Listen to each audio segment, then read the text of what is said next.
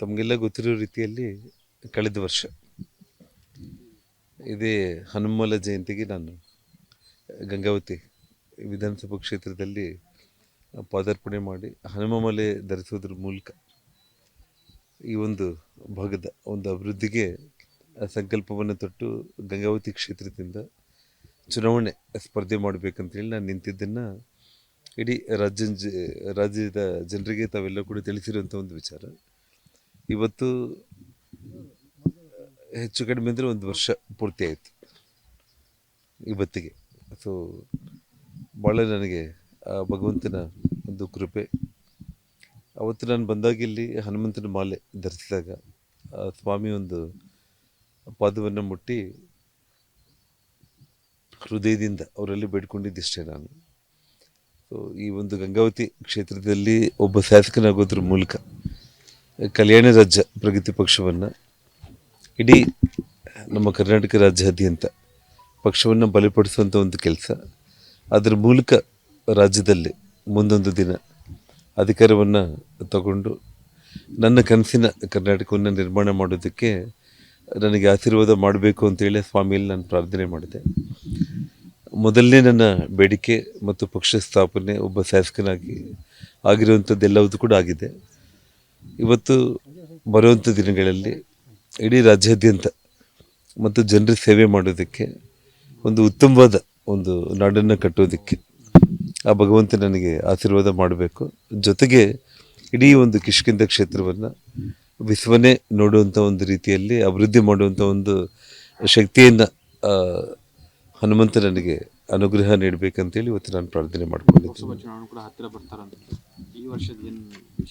ಖಂಡಿತವಾಗ್ಲೂ ಕೂಡ ಲೋಕಸಭಾ ಚುನಾವಣೆಯಲ್ಲಿ ಇವತ್ತು ಬರುವಂಥ ಈ ಜನವರಿ 11ನೇ ತಾರೀಕು ಕೊಪ್ಪಳದಲ್ಲಿ ಒಂದು ದೊಡ್ಡ ಪ್ರಮಾಣದಲ್ಲಿ ಒಂದು ಸಭೆಯನ್ನು ಸುಮಾರು ಒಂದು 6 ಜಿಲ್ಲೆಗಳ ಕಾರ್ಯಕರ್ತರನ್ನು ಒಳಗೊಂಡು ಒಂದು ಕಾರ್ಯಕ್ರಮ ನಡೆಯುತ್ತೆ.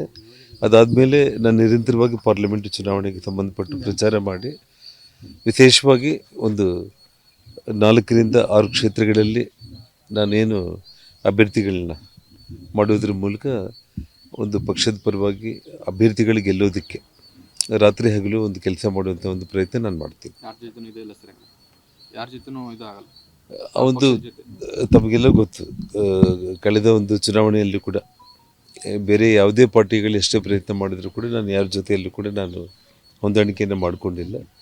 ಸೊ ಹಾಗಾಗಿ ಇವತ್ತು ಕಲ್ಯಾಣ ರಾಜ್ಯ ಪ್ರಗತಿ ಪಕ್ಷ ತನ್ನ ಸ್ವಂತ ಬಲದ ಮೇಲೇ ಒಂದು ತನ್ನ ಇತಿಮಿತಿಗಳಲ್ಲೇ ಇವತ್ತು ಪಾರ್ಲಿಮೆಂಟ್ ಚುನಾವಣೆಯಲ್ಲಿ ನಾನು ಕಂಟೆಸ್ಟ್ ಮಾಡ್ತೀನಿ. ಸರ್, ಈಗಿನ ಪ್ರಯತ್ನಗಳು ನಡೀತಾ ಇದ್ದಾವೆ ಸರ್ ಬಿಜೆಪಿಯಿಂದ ನಿಮ್ಗೆ ಸಂಪರ್ಕಕ್ಕೆ ಬರಲಿಕ್ಕೆ? ನೋಡಿ, ನಾನು ಅದನ್ನು ಪ್ರತಿ ಸಲ ಕೂಡ ನಾನು ಸ್ಪಷ್ಟ ಮಾಡ್ತಾನೇ ಇದ್ದೀನಿ. ಯಾವತ್ತಿಗೂ ಕೂಡ ಆ ಒಂದು ಪ್ರಶ್ನೆ ಉದ್ಭವನೇ ಆಗಿಲ್ಲ ಸರ್ ನನಗೆ.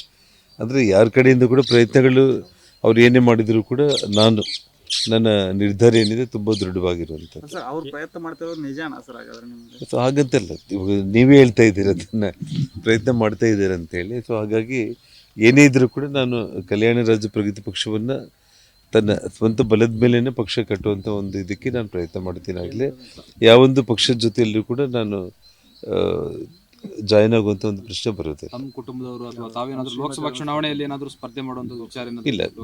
ಲೋಕಸಭಾ ಚುನಾವಣೆಯಲ್ಲಿ ನಾನಾಗಲಿ ನಮ್ಮ ಕುಟುಂಬದವರಾಗಲಿ ಯಾರೂ ಕೂಡ ಚುನಾವಣೆಯಲ್ಲಿ ಸ್ಪರ್ಧೆ ಮಾಡೋದಿಲ್ಲ. ಹೊಸ ಅಭ್ಯರ್ಥಿಗಳೇ ಈಗಾಗಲೇ ರೆಡಿಯಾಗಿದ್ದಾರೆ. ಅದನ್ನು ನಾನು ಜನವರಿ 11ನೇ ತಾರೀಕು ಕೊಪ್ಪಳ ಒಂದು ಸಭೆಯಲ್ಲಿ ಅವತ್ತು ಘೋಷಣೆ ಮಾಡೋದಾಗ್ತದೆ. 6 ಕ್ಷೇತ್ರಗಳು ಅಂದರೆ ನಾನು ಪ್ರಯತ್ನ ಮಾಡ್ತಾ ಇದ್ದೀನಿ. ಅಟ್ಲೀಸ್ಟ್ ಒಂದು 2 ಕ್ಷೇತ್ರಗಳಲ್ಲಂತೂ ಅವತ್ತು ಘೋಷಣೆ ಆಗುವಂಥದ್ದು ಆಗ್ಬೋದು. ಅನುಕ್ಷಣದ ಸುದ್ದಿಗಳಿಗಾಗಿ ವಿಸ್ತಾರ ನ್ಯೂಸ್ ಯೂಟ್ಯೂಬ್ ಚಾನೆಲ್ ಸಬ್ಸ್ಕ್ರೈಬ್ ಮಾಡಿ. ಹೊಸ ಸುದ್ದಿಗಳ ನೋಟಿಫಿಕೇಶನ್ಗಾಗಿ ಬೆಲ್ ಐಕಾನ್ ಕ್ಲಿಕ್ ಮಾಡಿ. ಲೇಟೆಸ್ಟ್ ಅಪ್ಡೇಟ್ಸ್ಗಾಗಿ www.vistaranews.com ವೆಬ್ಸೈಟ್ಗೆ ವಿಸಿಟ್ ಮಾಡಿ. ಅಂಗೈಯಲ್ಲೇ ಜಗತ್ತಿನ ಸುದ್ದಿ ತಿಳಿಯಲು ವಿಸ್ತಾರ ನ್ಯೂಸ್ ಕನ್ನಡ ಆಪ್ ಡೌನ್ಲೋಡ್ ಮಾಡಿ.